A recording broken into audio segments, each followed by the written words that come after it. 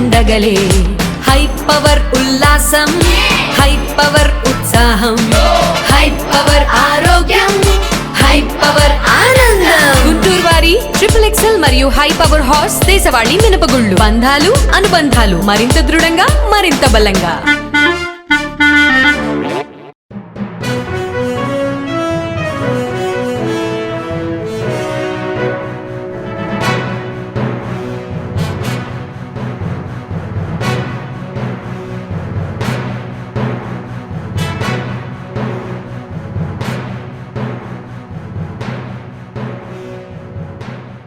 Welcome to next Zee News. ఈనాటి వార్తా విశేషాలు. టీవీలు బద్దలైపోతా అంటూ శాసనసభలో మంత్రి లోకేష్ చేసిన వ్యాఖ్యలు చర్చనీయాంశంగా మారాయి.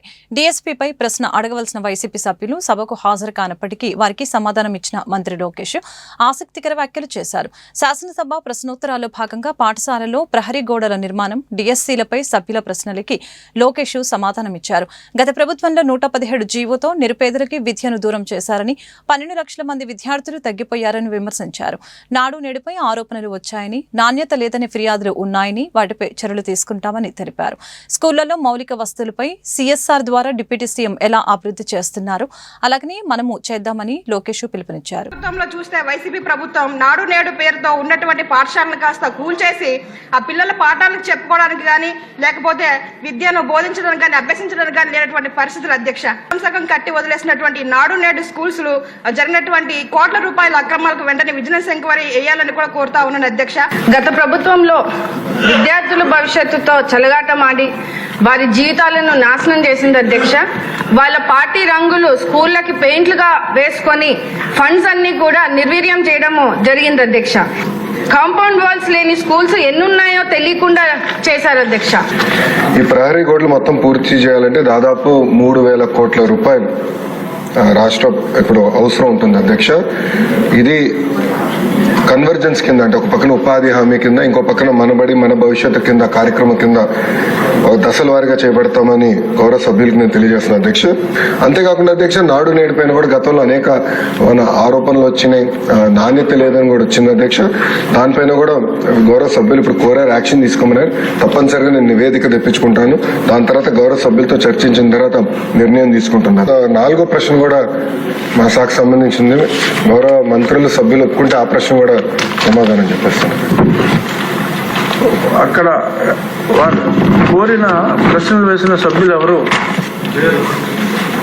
సమాధానం ఇస్తాను అధ్యక్ష. సమాధానం ఇవ్వండి, ఎందుకంటే చాలా ఇంపార్టెంట్ సబ్జెక్ట్ అధ్యక్ష. టీవీలో అన్నా చూసుకుంటారు. టీవీలు పగులుతాయి అధ్యక్ష, ఇంట్లో ఎందుకు అధ్యక్ష. అధ్యక్ష లేదండి, మొత్తం 16,347 ఉపాధ్యాయుల పోస్టులు భర్తీ చేయడానికి మెగా డిఎస్సి ప్రకటన త్వరలో విడుదల చేయడం జరుగుతుంది అధ్యక్ష. అమెరికాకు ఉక్రెయిన్ ప్రజలు ఎల్లప్పుడూ కూడా రుణపడి ఉంటారని, అమెరికాకు కృతజ్ఞతలు తెలపని రోజే లేదని ఆ దేశ అధ్యక్షులు వొలోదిమిర్ జెలెన్స్కీ తెలియజేశారు. అమెరికాతో ఖనిజ వనరుల ఒప్పందానికి ఉక్రెయిన్ సిద్ధంగా ఉన్నట్లు స్పష్టం చేశారు. ఉక్రెయిన్ రష్యా యుద్ధం ముగింపుపై చర్చించేందుకు లండన్లో ఐరోపా దేశాధినేతల సమావేశం జరిగింది. అందులో పాల్గొన్న జెలెన్స్కీ అమెరికాతో సత్సంబంధాలను కాపాడుకుంటానని అన్నారు. నిర్మాణాత్మక సంభాషణ కోసం అమెరికా అధ్యక్షుడు ట్రంప్ ఆహ్వానిస్తే మరొకసారి భేటీకి వెళ్తానని వివరించారు. ఖనిజాల ఒప్పందంపై ఇరు వర్గాల మధ్య ఏకాభిప్రాయం కుదిరితే సంతకం చేసేందుకు తాను సిద్ధమేనని జెలెన్స్కీ తెలిపారు. సుదీర్ఘ శాంతి కోసం భద్రతా హామీలు ముఖ్యమని జెలెన్స్కీ పునరుద్ఘాటించారు. గత వారం జెలెన్స్కీ ట్రంప్ మధ్య శ్వేత సౌధంలో జరిగిన భేటీలో తీవ్ర వాగ్వాదం జరగడం చర్చనీయాంశమైంది. శాసన మండలిలో ప్రశ్నోత్తరాల సమయంలో ఇవాళ హాట్ గా సాగింది. శాసన మండలిలో వర్సెస్ మాజీ మంత్రి, శాసన మండలి విపక్ష నేత బొత్స సత్యనారాయణ మధ్య వాడివేడిగా చర్చ జరిగింది. వైసీపీ ప్రభుత్వంలో చేపట్టిన పలు పథకాలపై ఇద్దరు నేతలు సవాళ్లు ప్రతి సవాళ్లు విసురుకున్నారు. శాసన మండలిలో ఏపీ వ్యవసాయ శాఖ మంత్రి కింజారపు అచ్చెన్నాయుడు వర్సెస్ మాజీ మంత్రి, శాసన మండలి విపక్ష నేత బొత్స సత్యనారాయణ మధ్య ఆసక్తికర చర్చ జరిగింది. విశాఖపట్నం స్టీల్ ప్లాంట్ ని నాశనం చేశారని అన్నారు. కేంద్ర ప్రభుత్వం నుంచి తమ ప్రభుత్వం అధికారం వచ్చిన తర్వాత నిధులు తీసుకువచ్చామని అచ్చెన్నాయుడు తెలిపారు. గాలి వచ్చినా గాలి లేకపోయినా తాను ప్రజా జీవితంలోనే ఉన్నానని అచ్చెన్నాయుడు పేర్కొన్నారు. వైసీపీ ప్రభుత్వ హయాంలో జరిగిన అభివృద్ధిపై చర్చ పెట్టాలని బొత్స సత్యనారాయణ సవాల్ విసిరారు. ఎమ్మెల్యే అయ్యావు, మంత్రి అయ్యావు, ఇంకా ఏమీ లేదు అవటానికి అని అచ్చెన్నాయుడిని ఉద్దేశించి బొత్స సత్యనారాయణ వ్యాఖ్యానించారు. రాష్ట్ర ప్రభుత్వం ఒక్క పైసా ఇంటి మీద ఖర్చు పెట్టలేదు. 1,50,000 రూపాయలు కేంద్ర ప్రభుత్వం ఇచ్చింది. 30,000 రూపాయలు ఎన్ఆర్జీఎస్ కింద తీసుకొని కేంద్ర ప్రభుత్వం డబ్బులతోనే ఆ రోజు ఈ కథ నడిపారు తప్ప రాష్ట్ర ప్రభుత్వం నుంచి ఒక్క పైసా ఖర్చు పెట్టలేదు. ఒకవేళ ఖర్చు పెట్టమంటే చెప్పండి. ఈ రోజు మేము దాంతో పాటుగా 2 లక్షల రూపాయలు పెట్టి రూరల్ ఏరియాలో 3 సెంట్లు, అర్బన్ ఏరియాలో 2 సెంట్లు మీరు ఏవైతే పట్టాలు ఇచ్చారో అవన్నీ వెరిఫై చేసి లబ్ధిదారులకు అడిగి నువ్వు 1 సెంటు కట్టుకుంటావంటే కట్టుకో. నువ్వు కట్టుకోవు, నాకు 3 సెంట్లు కావాలని అడిగితే వాళ్ళకు 3 సెంట్లు ఇచ్చి 2 లక్షల రూపాయలు ఇల్లుకు మంజూరు చేసి అందులో ఎస్సీ ఎస్టీ బీసీలు అయితే అదనంగా 50,000 ఇచ్చి ఈరోజు ఇల్లు కట్టాలని మేము ఒక మంచి ఆలోచనతో వెళ్తుంటే మరి మీకు చెప్పండి 2019-24 కేంద్ర ప్రభుత్వం ఇచ్చిన డబ్బులు తప్ప మీ రాష్ట్ర ప్రభుత్వం ఒక పైసా ఖర్చు పెట్టమని చెప్పండి. ప్లీజ్ మంత్రి గారు చెప్పండి. ప్లీజ్ మంత్రి గారు కూర్చోండి. ఎల్ఓపి గారు. అధ్యక్ష, మినిస్టర్ గారు, అగ్రికల్చర్ మినిస్టర్ గారు మాట్లాడినప్పుడు 14-19లో ఎవరైతే కట్టుకున్న లబ్ధిదారులు ఉన్నారో వాళ్ళకి 19-24లో వాళ్ళకి వచ్చి ఒక బిల్లు కూడా ఇవ్వలేదనే విషయాన్ని సజ్జోర్ విషయాన్ని చెప్పారు అధ్యక్ష. అది రికార్డులో కూడా ఉంది. అది వాస్తవం కాదు అధ్యక్ష. ఎవరైతే 14-19లో ప్రభుత్వంతో ఎవరైతే శాంక్షన్ చేసి అర్హులైన లబ్ధిదారులు ఉన్నారో వాళ్ళందరికీ ఇచ్చారు అధ్యక్ష. ఎవరైతే కాకుండా అర్హత లేని వాళ్ళు ఎవరైతే కట్టుకొని మాకు బిల్లు ఇవ్వాలని అక్రమంగా ఇవ్వాలని చెప్పని ఎవరైతే అడిగారో వాళ్ళకి మాత్రమే ప్రభుత్వం ఆపింది అధ్యక్ష. ఇది వాస్తవం. ఆయనకి మనసాక్షిగా తెలుసు, మాకు తెలుసు అధ్యక్ష. గ్రామాల్లోనూ కానీ ఉన్న రాజకీయ లబ్ధి కోసం, రాజకీయ ఆలోచన కోసం కట్టుకోకంటే ప్రభుత్వాన్ని ఇచ్చిమంటే ప్రభుత్వం ఇది కంటిన్యూ ప్రాసెస్ అధ్యక్ష. ఎవరైనా సార్, మీరైనా మేమైనా ఆ రోజు మీరు ఉన్నారు. ఇప్పుడు ఇది హౌసింగ్ మినిస్టర్ గారు చేస్తున్నారు. ఆయన కూడా ఉన్నారు. మనందరం డిస్కస్ చేస్తాం. మన క్యాబినెట్ లో కూడా డిస్కస్ చేస్తాం. ఏది పాప ఉన్నారని అంటే కట్టుకున్న వాళ్ళకి ఇస్తే ఎక్కడికి ఇస్తారు, ఎంతమందికి ఇస్తారు? అది వాస్తవంగా ఉన్న అక్కడ ఉన్న ప్రాక్టికల్ తప్ప ప్రభుత్వం వచ్చి దురుద్దేశంతోనో లేకపోతే రాజకీయ కక్షతోనో నేను చూశాను అధ్యక్ష. తమరు వచ్చి సమయం ఒక 5 నిమిషాలు, ఒక 2 నిమిషాలు నాకు టైం కావాలి అధ్యక్ష. ఎప్పుడు కూడా గత ప్రభుత్వంలో నా పార్టీ వాడికే నాకు సాయం చేయని చెప్పి ఎప్పుడు మా ముఖ్యమంత్రి కానీ మా ప్రభుత్వం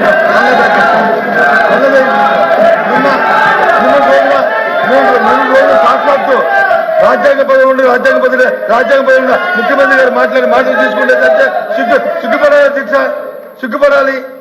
ఈ వ్యవస్థ సిగ్గుపడాలి అధ్యక్ష. లబ్ధిదారుడికి వచ్చి పార్టీ అంట కడతారు అధ్యక్ష. ఎవరైతే ఉన్నారో అర్హులైన వాడికి వచ్చి ప్రతి కార్యక్రమం అందించి ఏర్పాటుని చూడవలసిన బాధ్యత రాజ్యాంగబద్ధంగా ప్రమాణ స్వీకారం చేయవచ్చా. రాష్ట్ర దేశాలకు అతీతంగా, పార్టీలకు అతీతంగా మేము వచ్చి కార్యక్రమం చేస్తాం వచ్చిన వ్యక్తులు.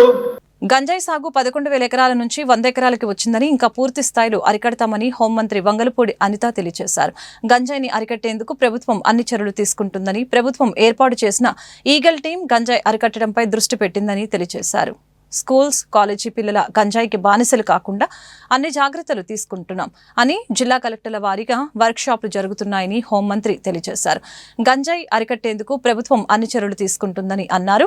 అలాగనే మహిళలకు గంజాయి అలవాటు చేసిన వారిపై కఠిన చర్యలు తీసుకుంటామని హోంమంత్రి వంగలపూడి అనిత తెలిపారు. ఫస్ట్ ఆఫ్ ఆల్ గౌరవ ముఖ్యమంత్రి గారు డిపార్ట్మెంట్ వాళ్ళందరితోని కూడా కూర్చొని ఈ గాంజా ఎక్కువగా ఉండటం వల్ల లాస్ట్ గవర్నమెంట్ లో ఈ గాంజా డ్రగ్స్ వినియోగం గానీ రవాణా గానీ విపరీతంగా అయిపోవటం, ఎక్కడైనా గాంజా దొరికినా డ్రగ్స్ దొరికినా దానికి సెంటర్ పాయింట్ ఆంధ్రప్రదేశ్ అవడం లాస్ట్ గవర్నమెంట్ లో మనం చూసాం. దీని నేపథ్యంలో ఫస్ట్ ఆఫ్ ఆల్ ఈ క్రైమ్ రేట్ను తగ్గించాలి అంటే ఈ గాంజాను అరికట్టాలి, అదేవిధంగా డ్రగ్స్ ని అరికట్టాలి అనే ఏకైక ఉద్దేశంతో గౌరవ చంద్రబాబు నాయుడు గారు సీఎం గారు ఒక ఏర్పాటు చేసుకుని ఈగల్ అని ఒక సపరేట్ గా ఒక వింగ్ ని కూడా ఏర్పాటు చేయడం జరిగింది అధ్యక్ష. దానికి ఆంధ్రప్రదేశ్ ప్రభుత్వం కూడా జీవోఎంఎస్ నెంబర్ 145 మొన్నకు ఇచ్చారు అధ్యక్ష. మొన్న బడ్జెట్ లో కూడా ఈగల్ కి సపరేట్ గా ఒక బడ్జెట్ ని కూడా కేటాయించారు అధ్యక్ష. ఒక ఐజీ లెవెల్ ఆఫీసర్ ని, డిఐజీ లెవెల్ ఆఫీసర్ ని ఏర్పాటు చేసి ఒక టీం ని ఏర్పాటు చేయడమే కాకుండా ప్రతి జిల్లాలోని కూడా ఈగల్ టీమ్స్ ని ఏర్పాటు చేయడం, అదేవిధంగా నార్కోటిక్ పోలీస్ స్టేషన్స్ ని ప్రతి జిల్లాలో సుమారు 26 జిల్లాల్లోనూ కూడా అధ్యక్ష నార్కోటిక్ కంట్రోల్ సెల్స్ ని ఏర్పాటు చేయడం కూడా జరిగింది అధ్యక్ష. ఇందాక మన సభ్యులు మాట్లాడుతున్నప్పుడు 11,000 ఎకరాల నుంచి మనకు 100 ఎకరాల వరకు రావడం అనేది సంతోషంగా ఉంది అని చెప్పారు. దీన్ని కూడా ఎలా కంట్రోల్ చేయాలి, దానికి సంబంధించిన ప్రతి ఇన్ఫర్మేషన్ కూడా డిపార్ట్మెంట్ వాళ్ళ దగ్గర ఉంటుందని చెప్పారు అధ్యక్ష. అది ఉండటానికి నిజంగా ఒక 20 హాట్స్పాట్లను కూడా ఈగల్ టీమ్ అదేవిధంగా డిపార్ట్మెంట్ వాళ్ళందరూ కూడా ఐడెంటిఫై చేశారు అధ్యక్ష. సుమారుగా మనం చూసుకుంటే అధ్యక్ష నెంబర్ ఆఫ్ విలేజెస్ చూసుకుంటే దగ్గర 7 విలేజెస్ లో అధ్యక్ష 375 అంటే మండలాల్లో 7 మండలాల్లో 375 విలేజెస్ లో ఈ హాట్స్పాట్స్ ని గుర్తించి కల్టివేషన్ చేయకుండా తీసుకునే బాధ్యతను కూడా తీసుకున్నారు అధ్యక్ష. ఒక ఎగ్జాంపుల్ చెప్పాలి అధ్యక్ష, 359 ఫ్యామిలీస్ ఇందులోని గత కొన్ని సంవత్సరాలుగా వీళ్ళు హ్యాబిచువల్ అఫెండర్స్ అధ్యక్ష. కల్టివేషన్ చేస్తూనే ఉంటారు, ఎంతమంది చెప్పనేయండి ఎన్ని చేయనేయండి వాళ్ళు అక్కడ కల్టివేషన్ చేస్తూనే ఉంటారనమాట. మన గవర్నమెంట్ వచ్చిన తర్వాత 359 ఫ్యామిలీస్ ని కూడా ఐడెంటిఫై చేసి వాళ్ళకి ఆల్టర్నేట్ క్రాప్స్ ఇచ్చి ఈ సంవత్సరం ఒక ప్లాంట్ కూడా వేసుకునే పరిస్థితి లేకుండా వాళ్ళని మోటివేట్ చేసుకుని వాళ్ళు మన కంట్రోల్లో పెట్టుకునే పరిస్థితి వచ్చింది అధ్యక్ష. దీనికి చెప్పేది ఏంటంటే ఏ రకంగా తగ్గించారు 11,000 ఎకరాల నుంచి 100 ఎకరాల వరకు అని చెప్పడానికి ఇది ఒక ఎగ్జాంపుల్ గా చెప్తున్నాం అధ్యక్ష. ఉమ్మడి కృష్ణా గుంటూరు పట్టభద్రుల నియోజకవర్గ శాసన మండలి ఎన్నికలకు సంబంధించి ఉదయం నుంచి స్థానిక ఏసీ కళాశాలలో కౌంటింగ్ ప్రక్రియ ప్రారంభమైంది. రిటర్నింగ్ అధికారి మరియు జిల్లా కలెక్టర్ ఎస్ నాగలక్ష్మి, సంయుక్త కలెక్టర్ ఏ భార్గవ్ తేజ, అసిస్టెంట్ రిటర్నింగ్ అధికారి మరియు జిల్లా రెవెన్యూ అధికారి ఎస్ఎన్కే కాజావరితో కలిసి కౌంటింగ్ ప్రక్రియను పరిశీలించారు. పోటీ చేసిన అభ్యర్థులు, కౌంటింగ్ ఏజెంట్లు కౌంటింగ్ హాల్లో కూర్చొని ప్రక్రియను పరిశీలిస్తున్నారు.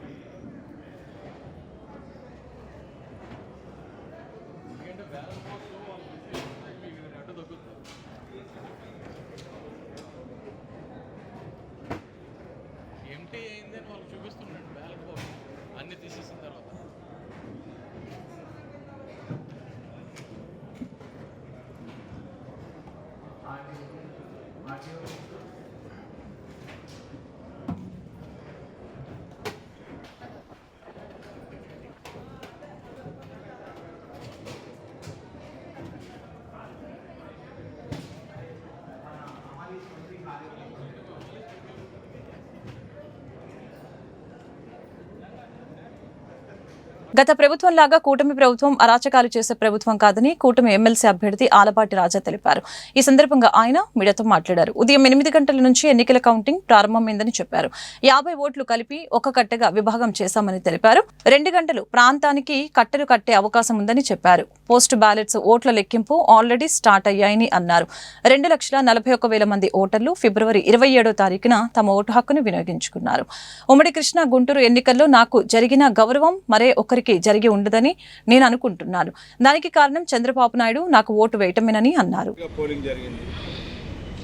యావరేజ్ చూసుకుంటే 69.56% జరిగింది.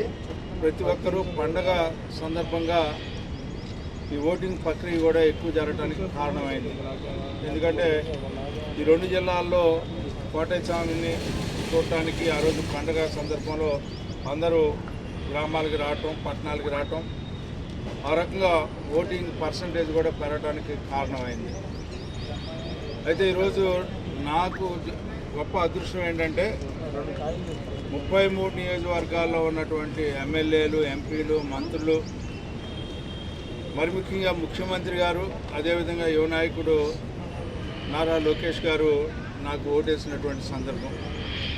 ఇప్పుడు వరకు నేను ఒక నియోజకవర్గానికి పరిమితయో ఆ రకంగా ఓట్లు నాకు నియోజకవర్గ పరిధిలో పడితే ఈరోజు నాకు దక్కినటువంటి గౌరవం మరి ఎవరికి దక్కదని చెప్పి నేను అనుకుంటా ఉన్నా. ఈ ఉభయ కృష్ణా గోదావరి జిల్లాలను చూసుకున్నా, ప్రత్యేకంగా నాకు గుంటూరు కృష్ణా జిల్లాలో ఉమ్మడి పట్టభద్రుల ఎమ్మెల్సీలో నాకు జరిగినటువంటి గౌరవం ఏంటంటే స్వయంగా ముఖ్యమంత్రి గారు ఓటేయటం, అదేవిధంగా యువ నాయకుడు లోకేష్ గారు ఓటేయటం.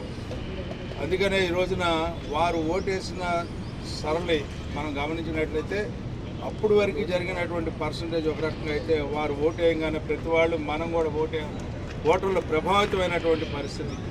అయితే దురదృష్టం, ఏదైనా గుడ్డగాల్చి అవతల వాడి మీద ఎంత కొంత వేస్తే ఎంతో కొంత మసాటికి పోదా అని చెప్పే భావంతో మాట్లాడే మాటలు ఇవాళ మరి ఎంతవరకు సమంజసం నాకైతే తెలీదు. వాళ్ళ మాటలు వాళ్ళకే వదిలేస్తాను. దాని గురించి నేను టచ్ చేయను. ఎందుకంటే ఈరోజు ఇంత ప్రశాంతంగా ఎన్నికలు జరగడానికి సహకరించినటువంటి యంత్రాంగానికి, పోలీస్ యంత్రాంగానికి, అదేవిధంగా కార్యకర్తలకి, నాయకులకి, ఎమ్మెల్యేలకి, మంత్రులకి, ఎంపీలకి, మరి ముఖ్యంగా కూటమి నాయకత్వానికి, ప్రత్యేకంగా పవన్ కళ్యాణ్ గారికి, పురంధేశ్వర్ గారికి, అదేవిధంగా బీజేపీ నాయకత్వానికి, జనసేన నాయకత్వానికి, వీరందరికీ కూడా నా హృదయపూర్వకమైనటువంటి ధన్యవాదాలు తెలుపుకుంటా ఉన్నా. విజయం అనేది సత్యం. ఎందుకంటే ఓటింగ్ శాతాన్ని చూసాం, సరళిని చూసాం, విధానాన్ని చూసాం. ఉమ్మడి కృష్ణా గుంటూరు జిల్లాల పట్టభద్రుల ఎమ్మెల్సీ కౌంటింగ్ ప్రక్రియ మొదలైందని కెఎస్ లక్ష్మణరావు తెలిపారు. ఈ సందర్భంగా ఆయన మాట్లాడారు. కట్టెలు కట్టడం సాయంత్రం 4 గంటల వరకు సమయం పడుతుందని చెప్పారు. ఇన్వాల్యూడ్ ఓట్లు వేరు చేసి ఉంచుతారని అన్నారు. రేపు సాయంత్రానికి పూర్తిగా కౌంటింగ్ పనులు పూర్తవుతాయని చెప్పారు. 27వ తారీఖున అధికార పక్షం చేసిన అరాచకాలను ఎన్నికల సంఘానికి తెలిపామని చెప్పారు. పల్నాడులో కూటమి నాయకులు అనేక రకాలుగా అరాచకాలు సృష్టించారని చెప్పారు. పల్నాడు గుంటూరు జిల్లాలో ఉన్న పట్టభద్రులు పూర్తి సహకారం అందించారని అన్నారు. పీడీఎఫ్ ఎమ్మెల్సీగా అనేక రకాల పోరాటాలు చేసి విజయం సాధించి చూపామని చెప్పారు. ప్రజా సంఘాలు నా తరపున 1,00,000 ఓటర్లని కలిశారని చెప్పారు. పోస్టల్ బ్యాలెట్స్ 371 వచ్చాయని అన్నారు. ఏసీ కళాశాలలో కృష్ణా గుంటూరు జిల్లాల గ్రాడ్యుయేట్ ఎమ్మెల్సీ కౌంటింగ్ ప్రక్రియ ప్రారంభమైంది. ఇది చాలా సుదీర్ఘమైన ప్రక్రియ. ఇప్పుడు తొలి దశలో పోలైన ఓట్లన్నింటినీ కూడా 50-50 చొప్పున కట్టలు కడుతున్నారు. ఇది బహుశా సాయంత్రం 4 గంటల దాకా పట్టవచ్చు. ఆ ప్రక్రియ తర్వాత వ్యాలిడ్ ఓట్స్ని ఇస్తారు. ఈ పోలైన 2,40,000 ఓట్లలో ఏవి ఇన్వాలిడ్, ఎన్ని వ్యాలిడ్ ఉన్నాయని చెప్పి, కాబట్టి ఆ వ్యాలిడ్ ఓట్స్లో 50% రావాలి. ఇది 2వ దశ. 3వ దశలో అది లెక్కేస్తారు. ఒకట్లు అంటే నెంబర్ 1 ఎవరికి వచ్చింది అనేది లెక్కేస్తారు. కాబట్టి ఇది ఒక సుదీర్ఘమైనటువంటి ప్రక్రియ. రేపు మధ్యాహ్నం దాకా ఈ ప్రక్రియ కొనసాగే అవకాశం ఉంది. మరి నేను పీడీఎఫ్ అభ్యర్థిగా అనేక కార్మిక, కర్షక, ప్రజా సంఘాలు, అలాగే ఉద్యోగ ఉపాధ్యాయ సంఘాలు బలపరిచిన అభ్యర్థిగా పోటీ సంగతి మీ అందరికీ తెలిసి 27వ తారీఖున అధికార పక్షం అక్రమాలకు తెరదీసిన సంగతి కూడా మీ అందరికీ తెలిసిన విషయం. ముఖ్యంగా అనేక ప్రాంతాల్లో మరి పోలింగ్ ఏజెంట్లు లేకుండా చేశారు. నేను ఉదాహరణతో కూడా ఎలక్షన్ కమిషన్కి ఆధారాలతో సమర్పించాను. ముఖ్యంగా వెల్దుర్తి, దుర్గి, బెల్లంకొండ ఇలాంటి మండలాల్లో అనేక చోట్ల మా ఏజెంట్లు కూడా బయటకు చేసేసారు. అలాగే అనేక ప్రాంతాల్లో ప్రజాప్రతినిధులైనటువంటి ఎమ్మెల్యేలు పోలింగ్ బూతుల్లోకి వెళ్ళే హక్కు వాళ్ళకి లేదు. కానీ పోలింగ్ బూతుల్లోకి వెళ్ళి అనేక చోట్ల మరి ముఖ్యంగా పల్నాడు జిల్లాలో అనేక చోట్ల వాళ్ళు అక్రమ ఓట్లు, దొంగ ఓట్లు, రిగ్గింగ్ పెద్ద ఎత్తున చేయటం అనేది కూడా భవిష్యత్తు అందరి దృష్టికి వచ్చింది. నేను ఆ రోజే మీడియాకు కూడా చెప్పడం అనేది జరిగింది.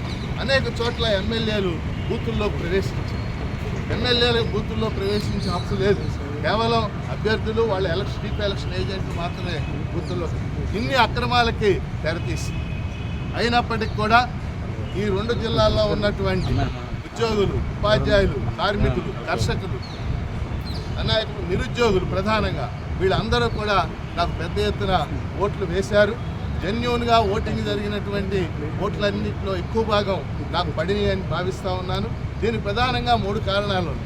మొదటి కారణం, ఒక పీడీఎఫ్ ఎమ్మెల్సీగా నేను గత 18 సంవత్సరాలుగా ఖచ్చితంగా ప్రజా జీవితంలో ఉండి నిజాయితీగా పనిచేస్తూ అందరి సమస్యల మీద పనిచేయడం.